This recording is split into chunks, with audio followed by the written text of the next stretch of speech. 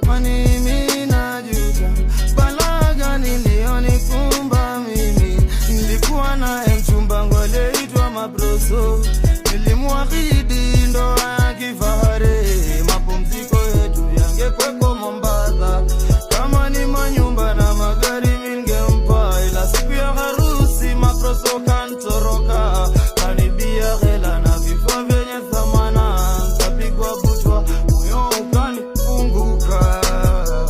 Oh Mabroso, mbona umeamua kunifanya hivi mama? Mbona umeamua kuniua mimi mapema? Nilikupenda sana moyoni wewe wajua, kapigwa butwa, moyo ukanifunguka. Era okwar koko, era okwar chai, era dwaro kwe, era dwaro kwe, era okwar koko, era okwar chai.